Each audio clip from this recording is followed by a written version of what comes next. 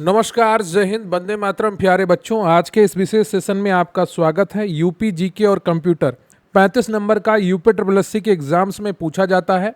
अगर आप गंभीरता के साथ इन 35 नंबर की तैयारी करेंगे तो निश्चित रूप से आपका ये सेक्शन बहुत अच्छा हो जाएगा और आपका पेपर में हाई स्कोर होने का चांसेस बढ़ जाएंगे। तो वीडियो को लाइक कर लीजिएगा, चैनल पर नए हैं चैनल को सब्सक्राइब कर लीजिएगा, क्योंकि प्रश्न यहीं से आएगा। आप पढ़ते रहेंगे आप हमारे साथ तो आपको यकीन आएगा। जो लोग निरंतर हमारे साथ जुड़े हुए हैं लेखपाल में शुरुआत से, तो उनको पता है कि परीक्षा में कितना सारा कंटेंट हमारे वीडियो से, हमारी पीडीएफ से आया है। जो लोग नए हैं, देर से जुड़े हैं या बहुत कम वीडियो देखते हैं, 5 मिनट 10 मिनट का वीडियो देखते हैं और फिर सोचते हैं कि उनको एग्ज़ाम में लाभ हो जाएगा, तो उतना मुमकिन नहीं होता है। देखिए, आपको मेहनत करनी पड़ेगी, डेली कंटेंट पढ़ना पड़ेगा, डेली वीडियो को कंप्लीट करना पड़ेगा। थोड़ा थोड़ा करने से गागर नहीं भरेगी, और गागर भरेगी भी तो वो आपके काम नहीं आने वाली है। आपको परीक्षा के लिए गागर रोज पूरी भरनी पड़ेगी, तभी आपके काम आएगी। तो वीडियो को लाइक कर ही लिया होगा। अगर आप हमारे साथ जुड़ना चाहते हैं और आज के इस वीडियो की पीडीएफ चाहते हैं और हमारे यूट्यूब वीडियोस की रेगुलर पीडीएफ चाहते हैं, तो स्क्रीन पर दिख रहा है व्हाट्सएप नंबर पर मैसेज करके आप हमारे साथ जुड़ सकते हैं और बहुत सारी पीडीएफ्स को प्राप्त कर सकते हैं। तो बिना वक्त गवाए शुरू करेंगे आज का ये।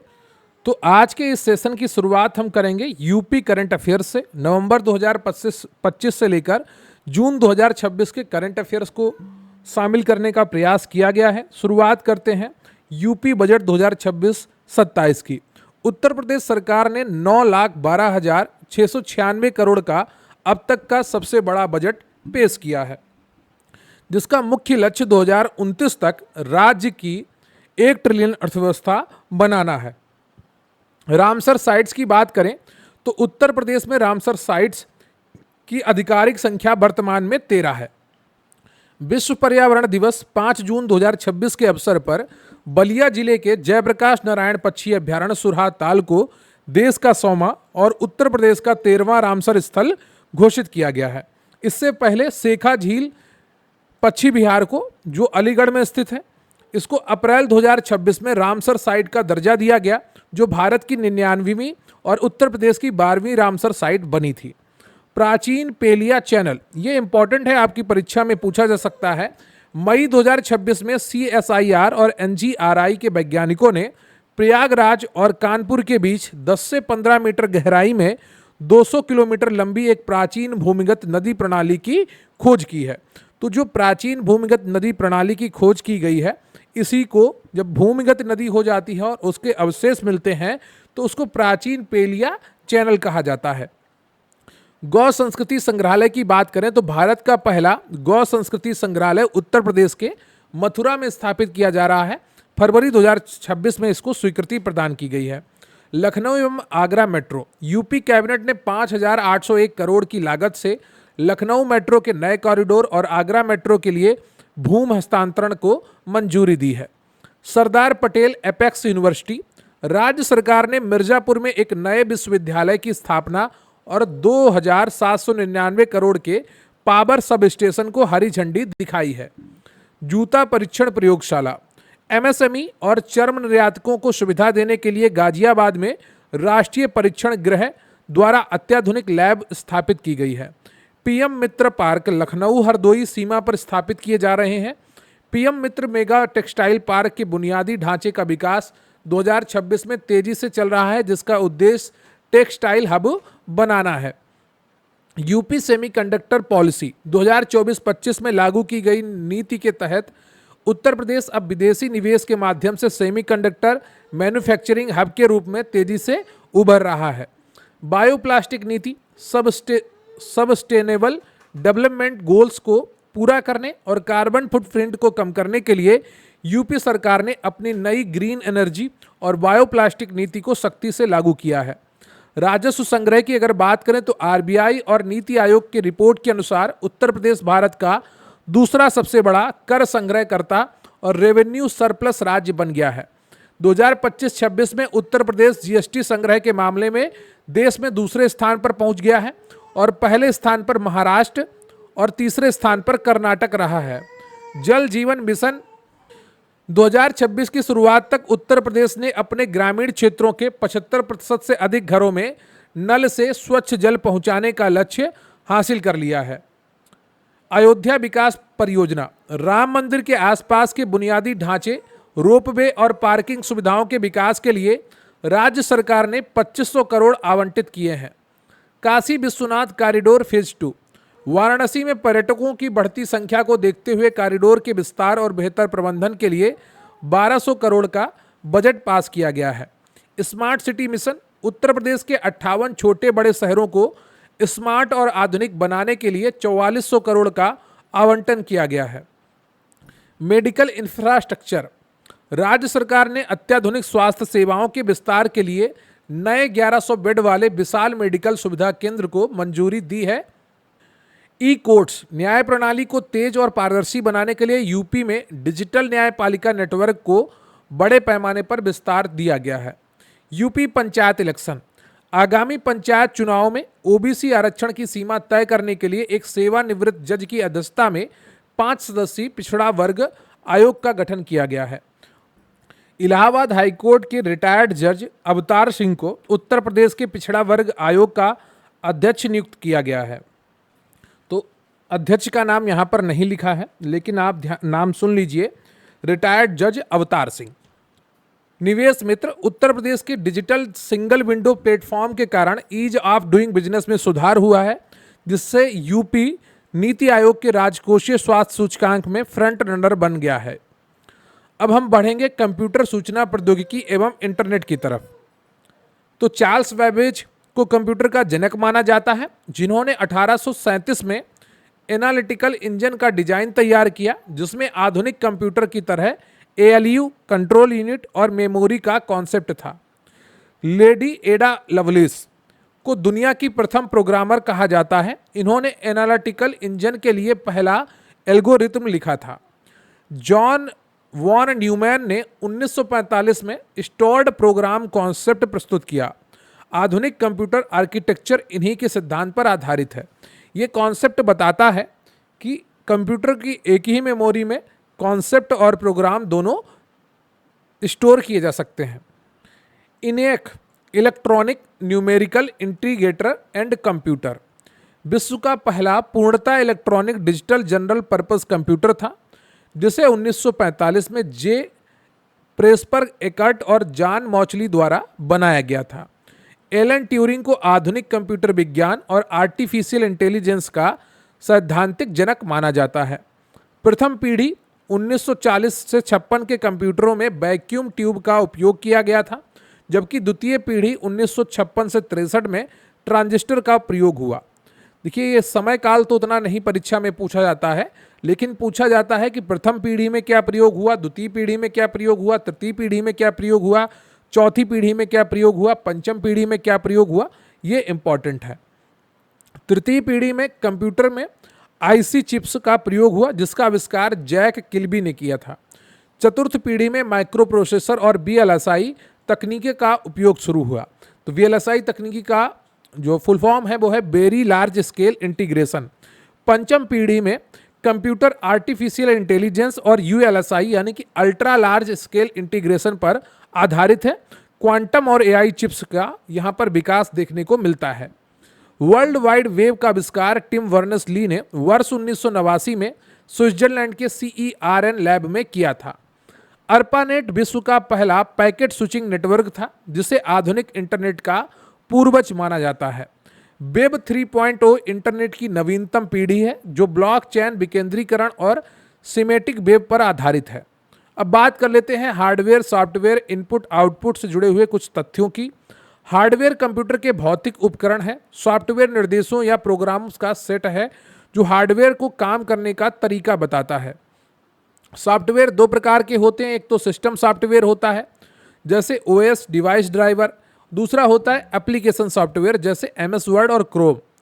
फर्मवेयर वह सॉफ्टवेयर है जो हार्डवेयर निर्माण के समय रोम में स्थायी रूप से हार्ड कोडेड कर दिया जाता है, जैसे बायोस। तो basic input output system. CPU की बात करें, सेंट्रल प्रोसेसिंग यूनिट की बात करें, तो इसके 3 मुख्य भाग होते हैं। एक होता है ALU, दूसरा होता है CU कंट्रोल यूनिट और तीसरा होता है रजिस्टर्स। मेमोरी पदानुक्रम में गति का सही क्रम, रजिस्टर, कैश मेमोरी जो 3 प्रकार की देखने को मिलती है, 3 लेबल होते हैं इसके, L1, L2, L3, RAM, SSD और HDD। RAM random access memory एक अस्थायी मेमोरी है, पावर कट होने पर डेटा नष्ट हो जाता है, जबकि रोम रीड ओनली मेमोरी एक स्थायी मेमोरी है। वर्चुअल मेमोरी की बात करें तो हार्ड डिस्क का वह हिस्सा जिसका उपयोग ऑपरेटिंग सिस्टम तब करता है जब रैम पूरी तरह से भर जाती है। SSD की बात करें सॉलिड स्टेट ड्राइव की तो HDD से काफ़ी तेज होती है क्योंकि यह नैंड फ्लैश मेमोरी का उपयोग करती है, इसमें कोई यांत्रिक मूविंग पार्ट नहीं होता है। प्रमुख इनपुट डिवाइस कीबोर्ड है, माउस है, जॉयस्टिक है, लाइट पेन है, स्कैनर है, बारकोड रीडर है। MICR की बात करें तो MICR इसका उपयोग बैंक चेकों के निचले भाग में लिखे 9 अंकों के कोड को तेजी से और सुरक्षित रूप से पढ़ने के लिए किया जाता है। कई बार परीक्षाओं में इसका फुल फॉर्म भी पूछा गया है, magnetic ink character recognition. OMR की बात करें तो ऑप्टिकल मार्क रिकॉग्निशन, इसका उपयोग प्रतियोगी परीक्षाओं की OMR सीट जांचने के लिए किया जाता है। प्रमुख output device monitor, printer, speaker, projector और प्लॉटर की बात करें, प्लॉटर एक विशेष आउटपुट डिवाइस है जिसका उपयोग इंजीनियरिंग, ब्लूप्रिंट, कैड और उच्च गुणवत्ता वाले बैनर पोस्टर छापने के लिए होता है। जो आप बड़ी बड़ी होर्डिंग्स देखते हैं तो वो सब प्लॉटर से छापी जाती हैं। OLED मॉनिटर ऑर्गेनिक LED जिसमें बैकलाइट की आवश्यकता नहीं होती है, प्रत्येक पिक्सल स्वयं प्रकाश देता है जिससे ट्रू ब्लैंक रंग प्राप्त होता है। अब बात कर लेते हैं इंटरनेट प्रोटोकॉल एवं एड्रेस की। परीक्षा में यहाँ से जुड़े हुए प्रश्न आते हैं। प्रोटोकॉल क्या है? नेटवर्क पर 2 डिवाइसों के बीच संचार स्थापित करने के लिए नियमों के समूह को प्रोटोकॉल कहते हैं। जैसे नहीं कहते हैं कि PM आए हैं तो उनका प्रोटोकॉल लागू है, CM आए हैं तो उनका प्रोटोकॉल लागू है, राष्ट्रपति आए हैं तो उनका प्रोटोकॉल लागू है, वैसे ही इंटरनेट पर नियमों के समूह को प्रोटोकॉल कहते हैं। किसी काम के लिए कौन से नियम निर्धारित हैं? TCP/IP ट्रांसमिशन कंट्रोल प्रोटोकॉल या इंटरनेट प्रोटोकॉल। इंटरनेट का मुख्य प्रोटोकॉल सूट है जिसे बिंट सर्फ और बॉब कॉन ने विकसित किया था। OSI open system interconnection model को ISO द्वारा विकसित किया गया है जिसमें नेटवर्किंग की 7 लेयर्स होती हैं। पहली फिजिकल, दूसरी डेटा लिंक, तीसरी नेटवर्क, चौथी ट्रांसपोर्ट, 5वीं सेशन, छठी प्रेजेंटेशन और 7वीं होती है एप्लीकेशन लेयर। राउटर की बात करें तो राउटर OSI की नेटवर्क लेयर 3 पर काम करता है और डेटा को पैकेट्स के रूप में भेजता है। स्विच डेटा लिंक लेयर पर काम करता है। तो राउटर तीसरी लेयर पर काम करता है जो नेटवर्क लेयर है, और जो स्विच है वो डेटा लिंक लेयर पर काम करता है जो दूसरी लेयर है OSI मॉडल की। IP वर्जन 4 जो है वो 32 बिट का होता है। ये पुराना मॉडल है, इसमें 4 ऑक्टेट्स में डॉट द्वारा अलग किया जाता है। IP वर्जन 6 ये 128 बिट का होता है और ये लंबा है। 8 समूहों में हेक्साडेसिमल फॉर्मेट में कॉलन द्वारा दर्शाया जाता है। MAC address media access control ये 48 बिट का हार्डवेयर पता है जो नेटवर्क इंटरफेस कार्ड पर स्थायी रूप से छपा होता है और बदला नहीं जा सकता है। विभिन्न परीक्षाओं में ये प्रश्न पूछा गया है मैक एड्रेस से जुड़ा हुआ। TCP की बात करें तो ट्रांसमिशन कंट्रोल प्रोटोकॉल, यह एक कनेक्शन ओरिएंटेड प्रोटोकॉल है जो डेटा डिलीवरी की गारंटी देता है। UDP की बात करें तो ये यूजर डाटाग्राम प्रोटोकॉल है, एक कनेक्शन लेस प्रोटोकॉल है जिसका उपयोग लाइव वीडियो स्ट्रीमिंग और ऑनलाइन गेमिंग में गति के लिए होता है। HTTP और HTTPS की बात करें तो hyper text transfer protocol port 80 web page transfer करता है। HTTPS में SSL और TLS द्वारा डेटा एनक्रिप्ट होता है, ये पोर्ट 443 का प्रयोग करता है। FTP की बात करें तो फाइल ट्रांसफर प्रोटोकॉल, इसका उपयोग सर्वर और क्लाइंट के बीच बड़ी फाइलों को ट्रांसफर डाउनलोड करने के लिए किया जाता है और ये पोर्ट 20 और 21 का प्रयोग करता है। DNS की बात करें डोमेन नेम सिस्टम की तो इंटरनेट की फ़ोन बुक कहते हैं इसे, जो डोमेन नाम जैसे google.com को सर्वर के IP एड्रेस में बदलती है। ये पोर्ट 53 पर काम करता है। DHCP की बात करें dynamic host configuration protocol, DHCP जो CP है ये IP एड्रेस प्रदान करता है और पोर्ट नंबर 67 और 68 पर काम करता है। 67 पर सर्वर काम करता है और 68 पर जो क्लाइंट होता है वो काम करता है। टेलनेट की बात करें, टेली कम्युनिकेशन नेटवर्क, इंटरनेट या लैन पर रिमोट लॉगिन के लिए प्रयुक्त सबसे पुराना प्रोटोकॉल है और इसे पोर्ट नंबर 23 पर काम करता है। ईमेल का इतिहास एवं प्रोटोकॉल की बात करें तो ईमेल का इतिहास 1971 में रे टॉमलिंसन ने अर्पानेट पर पहला ईमेल भेजा था। उन्होंने ही प्रेषक और डोमेन को अलग करने के लिए @ सिंबल का आविष्कार किया था। शिवा अय्यादुरई, भारतीय मूल ने 1978 में एक ऑफिस ईमेल सिस्टम बनाया था जिसे 1982 में आधिकारिक तौर पर ईमेल कॉपीराइट मिला था। SMTP simple mail transfer protocol की बात करें तो यह एक पुश प्रोटोकॉल है जिसका उपयोग केवल ईमेल भेजने के लिए होता है और यह स्टैंडर्ड पोर्ट 25 पर काम करता है। POP3 post office protocol version 3, यह ईमेल को सर्वर से प्राप्त करता है और डिफ़ॉल्ट रूप से सर्वर से हटा देता है ऑफलाइन पढ़ने के लिए, और पोर्ट 110 पर यह काम करता है। IMAP की बात करें तो इंटरनेट मैसेज एसेस प्रोटोकॉल है इसका फुल फॉर्म। यह ईमेल प्राप्त करता है लेकिन सर्वर पर सिंक रखता है जिससे आप कई डिवाइस, फ़ोन, लैपटॉप से मेल एक्सेस कर सकते हैं। वर्तमान में इसी का प्रयोग होता है पोर्ट 143। MIME की बात करें, मल्टीपर्पज़ इंटरनेट मेल एक्सटेंशन, यह वह नियम प्रोटोकॉल है जो ईमेल में टेक्स्ट के साथ ऑडियो, वीडियो और चित्र भेजने की अनुमति देता है। CC कार्बन कॉपी में सभी प्राप्तकर्ता एक दूसरे का ईमेल पता देख सकते हैं जबकि BCC में प्राप्तकर्ताओं के पते गुप्त रहते हैं। स्पैम क्या है? इंटरनेट पर भेजे गए अवांछित यानी कि अनसॉलिसिटेड और बल्क ईमेल को स्पैम कहा जाता है जो अक्सर फिशिंग या विज्ञापनों के लिए होते हैं। प्रिंटर की बात करें, प्रकार एवं कार्यप्रणाली, प्रिंटर की गुणवत्ता DPI में मापी जाती है। प्रिंटर मुख्य रूप से इम्पैक्ट और नॉन इम्पैक्ट प्रकार के होते हैं। इम्पैक्ट प्रिंटर की बात करें तो जो स्याही वाले रिबन पर चोट करके कागज पर छापते हैं, उदाहरण के लिए डॉट मैट्रिक्स DMP और डेजी व्हील, आवाज़ बहुत करते हैं। डॉट मैट्रिक्स DMP छोटे पिन रिबन पर प्रहार करते हैं। गति CPS करेक्टर पर सेकंड में मापी जाती है। उपयोग रेलवे टिकट और बिलिंग में होता है। नॉन इम्पैक्ट प्रिंटर बिना प्रहार किए लेजर या स्प्रे तकनीकी से छपाई, उदाहरण इंकजेट और लेजर प्रिंटर। इंकजेट प्रिंटर की बात करें तो थर्मल या पीजो इलेक्ट्रिक तकनीकी से स्याही की सूक्ष्म बूंदों को स्प्रे करता है और रंगीन फोटो के लिए ये उत्तम होता है।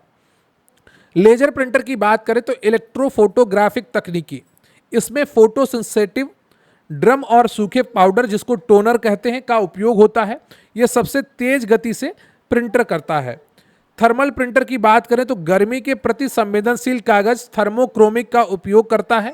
स्याही की जरूरत नहीं होती है। उपयोग ATM की रसीद, POS मशीन में होता है। 3D प्रिंटर की बात करें तो 1984 में चक हल ने इसका आविष्कार किया।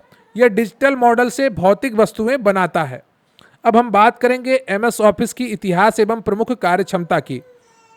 MS ऑफिस को 1989 में मैक के लिए, 1990 में विंडोज के लिए जारी किया गया।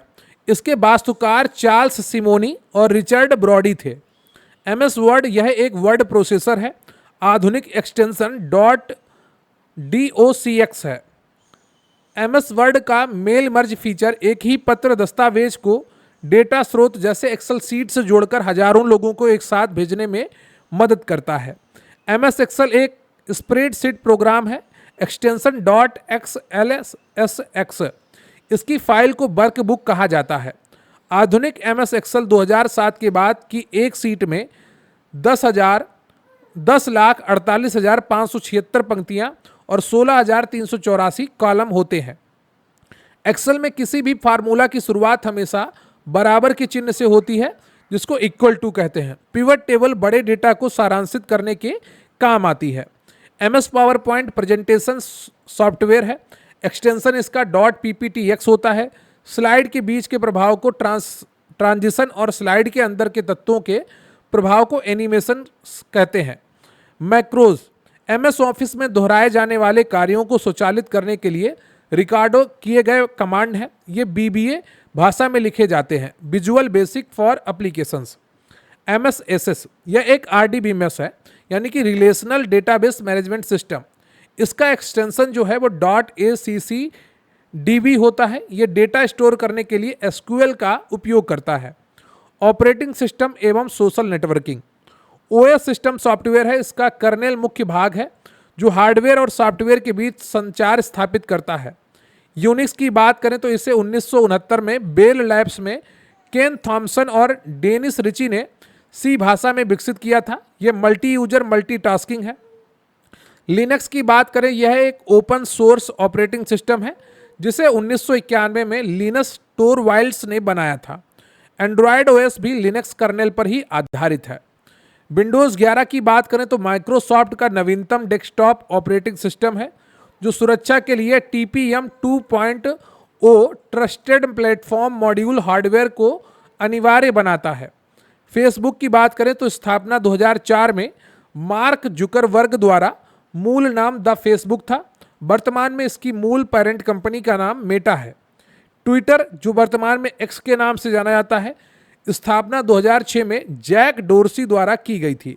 एलन मस्क के अधिग्रहण के बाद इसे एक्स नाम दिया गया। इंस्टाग्राम 2010 में केविन सिस्ट्रॉम और माइक क्राइगर द्वारा लॉन्च किया गया।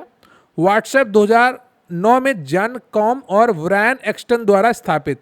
यह संदेशों की पूर्ण सुरक्षा के लिए end to end encryption protocol का उपयोग करता है और ये दोनों अभी इंस्टाग्राम और व्हाट्सएप मेटा कंपनी के अंतर्गत आते हैं। लिंक्डइन 2002 में रीड हॉफमैन द्वारा स्थापित एक पेशेवर सोशल नेटवर्क है, अब माइक्रोसॉफ्ट के पास में है।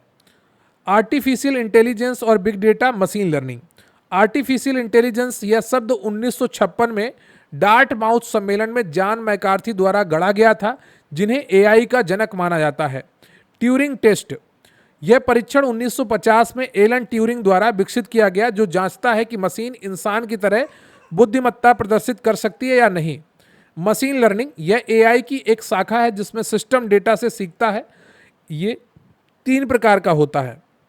एक सुपरवाइज्ड होता है लेबल वाले डेटा से, दूसरा होता है अनसुपरवाइज्ड बिना लेबल क्लस्टर के, और तीसरा होता है रीइंफोर्समेंट रिवार्ड पेनाल्टी आधारित।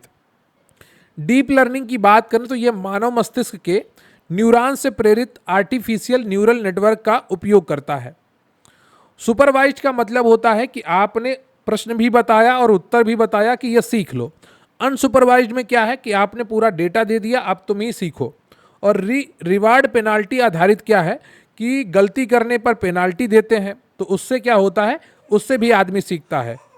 एनएलपी की बात करें तो नेचुरल लैंग्वेज प्रोसेसिंग, ये कंप्यूटर को मानवीय भाषा जैसे हिंदी अंग्रेजी को समझने और प्रोसेस करने में सक्षम बनाता है। उदाहरण के लिए सिरी है, एलेक्सा है। एलएलएम की बात करें, लार्ज लैंग्वेज मॉडल, ये ट्रांसफॉर्मर आर्किटेक्चर पर आधारित एआई मॉडल है। उदाहरण के लिए ओपन एआई का जीपीटी, चैट जीपीटी, गूगल का जेमिनी और एंथ्रोपिक का क्लाउड। जनरेटिव एआई, यह एडवांस एआई जो उपयोगकर्ता के प्रॉम्प्ट के आधार पर नया टेक्स्ट, चित्र या कोड कर सकता है, कोड उत्पन्न कर सकता है, जनरेट कर सकता है। आरएजी क्या है? रिट्रीवल आर्गुमेंटेड जनरेशन, एआई को गलत जानकारी देने से रोकने के लिए बाहरी प्रमाणित डेटाबेस से लाइव डेटा प्राप्त करने की आधुनिक तकनीकी है। कंप्यूटर विजन की बात करें तो एआई की मदद से छवियों और वीडियो का विश्लेषण करना, सेल्फ ड्राइविंग कारों और फेशियल रिकॉग्निशन में इसका प्रयोग होता है। बिग डेटा क्या है? विशाल और जटिल डेटा जिसे सामान्य सॉफ्टवेयर प्रोसेस नहीं कर सकते हैं, इसे 3V द्वारा परिभाषित किया जाता है। देखिए, शुरुआत में 3V आए थे, वॉल्यूम, वेलोसिटी और वैरायटी। बाद में 2V और जोड़े गए, वेरासिटी और वैल्यू। तो पहले 3Vs आए थे, बाद में 2Vs और जोड़े गए, वॉल्यूम, वेलोसिटी और वैरायटी, साथ में veracity and value. Hadoop big data processing का ओपन सोर्स फ्रेमवर्क है। डॉग कटिंग द्वारा ये निर्मित है। इसके 2 मुख्य भाग हैं, HDFS डेटा स्टोरेज के लिए और मैप रिड्यूस डेटा प्रोसेसिंग के लिए। अपाचे स्पार्क आधुनिक बिग डेटा टूल जो हडूप से बहुत तेज है क्योंकि ये डेटा को डिस्क के बजाय सीधे इन मेमोरी में प्रोसेस करता है।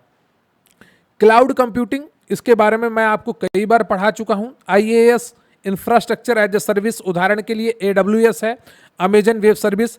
दूसरा है प्लेटफॉर्म एज ए सर्विस, उदाहरण के लिए गूगल ऐप इंजन। और तीसरा है सॉफ्टवेयर एज ए सर्विस, उदाहरण के लिए गूगल डॉक्स। एज कंप्यूटिंग की बात करें तो डेटा को दूरस्थ क्लाउड पर भेजने के बजाय डेटा स्रोत के करीब सेंसर आईओटी डिवाइस के पास प्रोसेस करना, जिससे लेटेंसी काफ़ी कम हो जाती है, यानी कि देरी कम हो जाती है। क्वांटम कंप्यूटिंग, इसमें पारंपरिक बिट्स 0 1 के बजाय क्यूबिट्स का उपयोग किया जाता है, जो सुपरपोजिशन सिद्धांत पर काम करता है और एक साथ 0 और 1 पर काम करता है। सुपर कंप्यूटर, इनकी गति फ्लॉप्स में मापी जाती है। भारत का प्रथम सुपर कंप्यूटर परम 8000 था, जो सीडैक पुणे द्वारा विकसित था। भारत का सबसे तेज कंप्यूटर जो सुपर कंप्यूटर है वो एरावत है।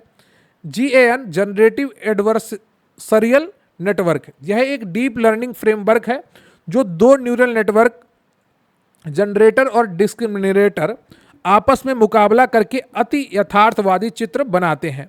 IoT, इंटरनेट ऑफ थिंग्स, भौतिक उपकरणों, सेंसर्स, स्मार्ट एसी, वॉचेस का एक नेटवर्क जो इंटरनेट के माध्यम से आपस में डेटा एकत्र और साझा करते हैं। डेटा माइनिंग क्या है? बहुत बड़े डेटा सेट का विश्लेषण करके उसमें छिपे हुए उपयोगी पैटर्न और प्रवृत्तियों को खोजने की प्रक्रिया है। वर्चुअल रियलिटी क्या है? हेडसेट के माध्यम से एक पूर्ण कृत्रिम वातावरण बनाना। ऑगमेंटेड रियलिटी क्या है? वास्तविक दुनिया की दृष्टि में डिजिटल तत्वों को जोड़ना, जैसे पोकेमॉन गो। रोबोटिक्स की बात करें, रोबोट शब्द 1920 में चेक लेखक कारेल कॉपिक के नाटक से लिया गया, जिसका शाब्दिक अर्थ होता है बंधुआ मजदूर। अब हम बात करेंगे यूपी जीके की, और यहाँ से आपको बहुत सारा कंटेंट आपके एग्जाम ओरिएंटेड मिलने वाला है। उम्मीद करता हूँ आपने वीडियो को लाइक कर लिया होगा। उत्तर प्रदेश राज्य समग्र एवं उन्नत ज्ञान, तो यहाँ पर आपको यूपी हिस्ट्री से शुरुआत करते हैं। प्राचीन काल के 16 महाजनपदों में से 8 महाजनपद वर्तमान उत्तर प्रदेश में स्थित थे। मुझे लग रहा है महाजनपद से जुड़ा हुआ प्रश्न आपको लोअर पीसीएस में देखने को मिलेगा। कुरु मेरठ, पांचाल बरेली, सूरसेन वर्तमान मथुरा, वत्स वर्तमान कौशाम्बी, कौशल वर्तमान अयोध्या, मल्ल वर्तमान कुशीनगर, काशी वर्तमान वाराणसी और चेदी वर्तमान बुंदेलखंड बांदा के आसपास का इलाका। 1857 का प्रथम स्वतंत्रता संग्राम सिपाही विद्रोह, इसकी शुरुआत 10 मई 1857 को उत्तर प्रदेश के मेरठ छावनी से हुई थी। 1857 के विद्रोह के प्रमुख केंद्र कानपुर, नाना साहब और तात्या टोपे, लखनऊ में बेगम हजरत महल और झांसी में रानी लक्ष्मीबाई और प्रयागराज में लियाकत अली। काकोरी ट्रेन एक्शन, एक ऐतिहासिक घटना 9 अगस्त 1925 को HRA द्वारा की गई थी, हिंदुस्तान रिपब्लिकन एसोसिएशन के द्वारा। इसमें मुख्य क्रांतिकारी के रूप में राम प्रसाद बिस्मिल, अशफाक उल्ला खान, रोशन सिंह और राजेंद्र लाहिड़ी शामिल थे। 27 फरवरी 1931 को प्रयागराज के अल्फ्रेड पार्क में, वर्तमान नाम चंद्रशेखर आज़ाद पार्क में, चंद्रशेखर आज़ाद अंग्रेजों से लड़ते हुए शहीद हुए थे। नामकरण के इतिहास की बात करें तो 1836 उत्तर पश्चिम प्रांत, 1902 आगरा अवध का संयुक्त प्रांत, 1937 केबल संयुक्त प्रांत यूनाइटेड प्रोविंस और 24 जनवरी 1950 को उत्तर प्रदेश नाम मिला था। तो ये क्रम भी याद रखिएगा, बहुत ही इंपॉर्टेंट है। राजधानी के इतिहास की बात करें तो 1836 में आगरा थी, फिर 1858 में प्रयागराज हुई, तत्कालीन इलाहाबाद, 1921 में लखनऊ आंशिक रूप से स्थानांतरित हुई और 1935 में लखनऊ पूर्णतः स्थानांतरित कर दी गई। 9 नवंबर 2000 को उत्तर प्रदेश के 13 पहाड़ी जिलों को काटकर भारत के 27वें राज्य उत्तराखंड उत्तरांचल का गठन किया गया। वर्तमान में इसका नाम उत्तराखंड है, तत्कालीन नाम उत्तरांचल रखा गया था। उत्तर प्रदेश के प्रथम मुख्यमंत्री पंडित गोविंद बल्लभ पंत और प्रथम महिला मुख्यमंत्री सुचेता कृपलानी भारत के किसी भी राज्य की पहली महिला सीएम थी। तो ठीक है, सुचेता कृपलानी क्या थी? भारत के किसी भी राज्य की प्रथम महिला सीएम थी, और यूपी की तो प्रथम महिला सीएम थी ही। सरोजनी नायडू उत्तर प्रदेश की तथा स्वतंत्र भारत की प्रथम महिला राज्यपाल थी। 1916 का ऐतिहासिक लखनऊ समझौता कांग्रेस और मुस्लिम लीग के बीच में हुआ था। इसकी अध्यक्षता अंबिका चरण मजूमदार ने की थी। बौद्ध धर्म का पालना उत्तर प्रदेश को कहा जाता है। बुद्ध ने प्रथम उपदेश सारनाथ में दिया और कुशीनगर में यूपी में ही महापरिनिर्वाण भी प्राप्त किया। अब बात कर लेते हैं संस्कृति, कला, वास्तुकला, त्योहार एवं लोक नृत्यों की। शुरुआत करते हैं कथक से। उत्तर प्रदेश का एकमात्र शास्त्रीय नृत्य कथक है। इसका उद्भव अवध के नवाब वाजिद अली शाह के दरबार में हुआ। प्रमुख घराने इसमें लखनऊ और बनारस घराना है। चरकुला नृत्य की बात करें तो ब्रज क्षेत्र मथुरा का प्रसिद्ध लोक नृत्य है, जिसमें महिलाएं अपने सिर पर 108 दीपकों का पहिया यानी कि पिंजरा रखकर नृत्य करती हैं। कर्मा नृत्य की बात करें तो उत्तर प्रदेश के सोनभद्र और मिर्जापुर जिलों में खरवार जनजाति द्वारा प्रकृति पूजा के रूप में किया जाता है। धोबिया नृत्य की बात करें तो पूर्वांचल क्षेत्र में धोबी समुदाय द्वारा किया जाने वाला प्रमुख मांगलिक नृत्य है। राई नृत्य की बात करें तो बुंदेलखंड क्षेत्र में बेड़िया जनजाति की महिलाओं द्वारा मयूर की भांति किए जाने वाला आकर्षक नृत्य है। रासलीला और नौटंकी की बात करें तो उत्तर प्रदेश की प्रसिद्ध लोक नाट्य कलाएं हैं। कानपुर और हाथरस नौटंकी के प्रमुख घराने माने जाते हैं। आला की बात करें तो महोबा बुंदेलखंड क्षेत्र का एक वीर रस प्रधान लोकगीत है जो आला और उदल की वीरता पर आधारित है।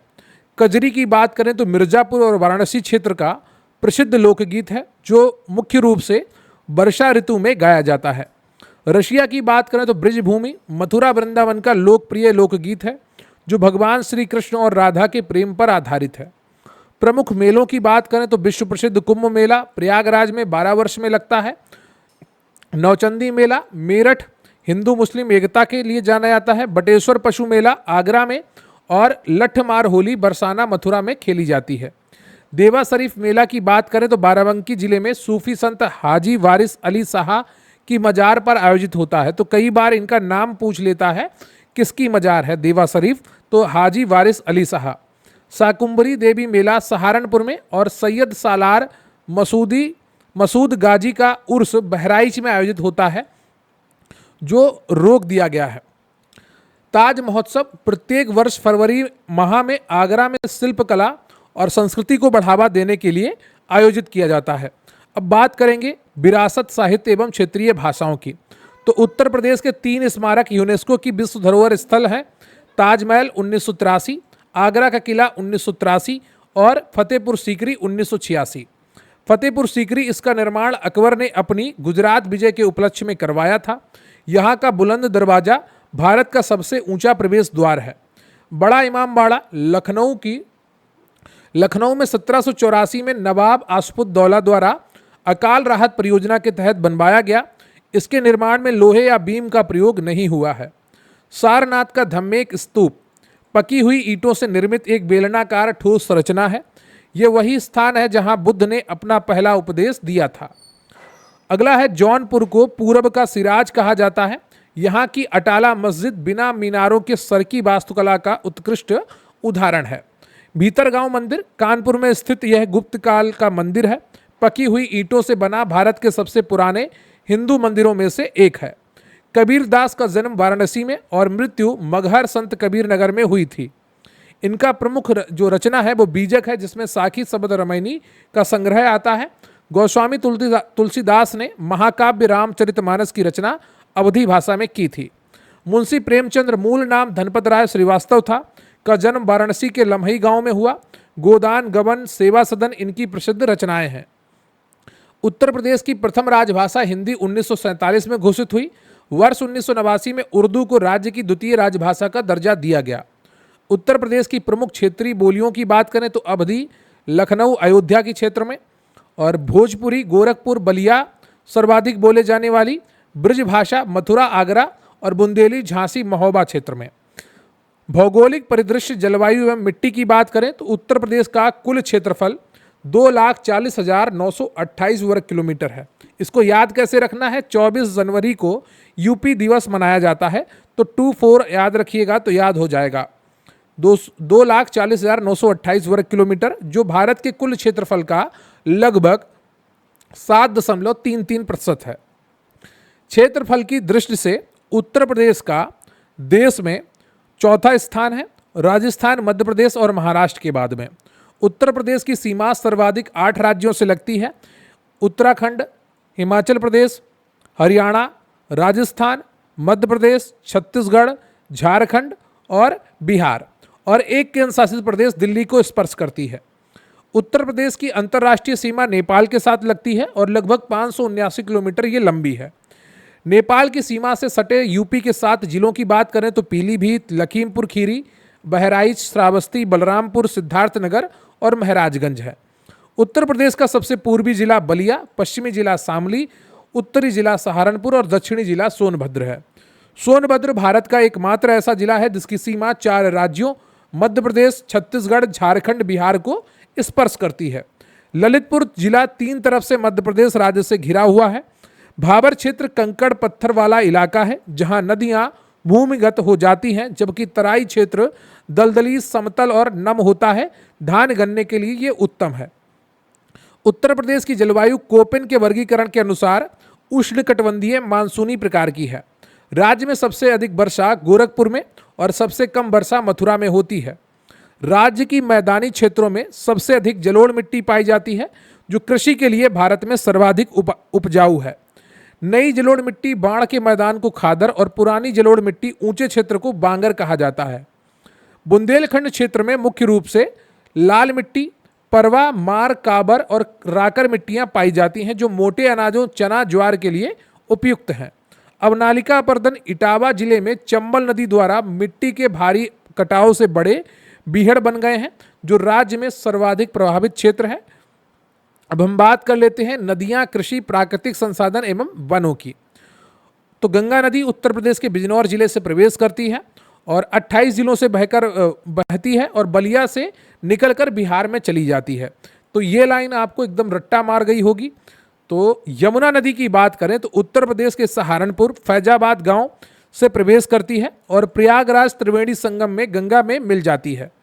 गोमती नदी की बात करें तो इसका उद्गम पहाड़ से नहीं बल्कि मैदानी इलाके से होता है। यह पीलीभीत की फुलहर झील गोमत ताल से निकलती है। लखनऊ, जौनपुर इसके तट पर है। कृषि की बात करें तो उत्तर प्रदेश को कुल 9 कृषि जलवायु क्षेत्रों में विभाजित किया गया है।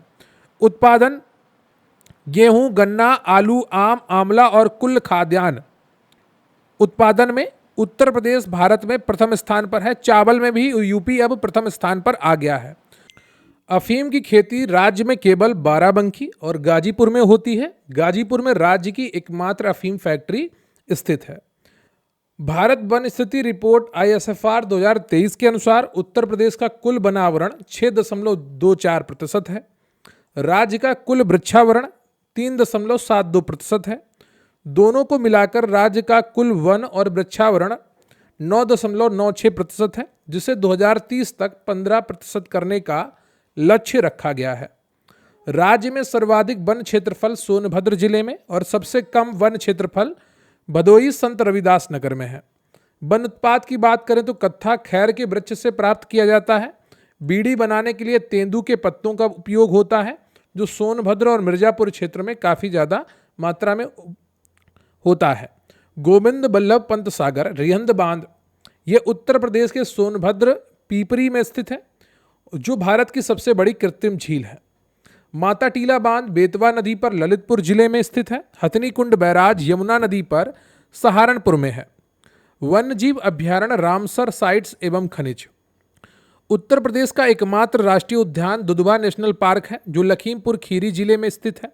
राज्य में वर्तमान में 4 टाइगर रिजर्व हैं। दुधवा जो लखीमपुर खीरी में है, पीलीभीत, अमानगढ़ बिजनौर और रानीपुर चित्रकूट भारत का 53वां टाइगर रिजर्व है। चंद्रप्रभा वन्यजीव विहार 1957 में चंदौली में स्थापित यह राज्य का सबसे पुराना वन्यजीव विहार है।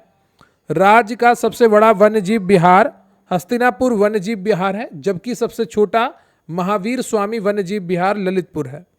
उत्तर प्रदेश का प्रथम पक्षी विहार नवाबगंज पक्षी विहार है, जिसका नया नाम शहीद चंद्रशेखर आज़ाद पक्षी विहार है। राज्य का सबसे बड़ा जो पक्षी विहार है वो लाख बहुसी पक्षी विहार है, जो कि कन्नौज में स्थित है। राष्ट्रीय चंबल वन्यजीव विहार आगरा, इटावा घड़ियालों और गंगा डॉल्फिन के संरक्षण के लिए प्रसिद्ध है। रामसर साइट्स की बात करें यूपी में तो 2026 जून तक यूपी में कुल 13 रामसर साइट्स हैं। ऊपरी गंगा नदी सबसे बड़ी है। सूर सरोवर, कीठम झील आगरा, वखीरा संत कबीर नगर में है। हैदरपुर वेटलैंड आदि प्रमुख हैं। नवीनतम रामसर साइट्स की बात करें तो 11वीं पटना पक्षी विहार है, जो कि एटा में है। नाम पटना है पर यह बिहार में नहीं बल्कि यूपी में है। शेखा झील पक्षी विहार अलीगढ़ सबसे छोटी 40 हेक्टेयर और 13th जो 13वीं है वो जयप्रकाश नारायण पक्षी विहार अभ्यारण्य, जो सुरहा ताल के नाम से जाना जाता है, बलिया में है और ये लगभग 34.32 वर्ग किलोमीटर है। तो सेखा झील पश्चिम बिहार अलीगढ़ सबसे छोटा है, ये 40 हेक्टेयर का है, ठीक है। और जयप्रकाश नारायण पश्चिम बिहार सुरहा ताल है, ये बलिया में है और ये 34.32 वर्ग किलोमीटर है। तो ये हेक्टेयर में दिया है और ये वर्ग किलोमीटर में है, तो इतना अंतर ध्यान रखिएगा। खनिज संपदा की बात करें तो उत्तर प्रदेश एक निम्न मध्यम श्रेणी का राज्य है। इसके 80% से अधिक खनिज विंध्य क्षेत्र, बुंदेलखंड और सोनभद्र में पाए जाते हैं।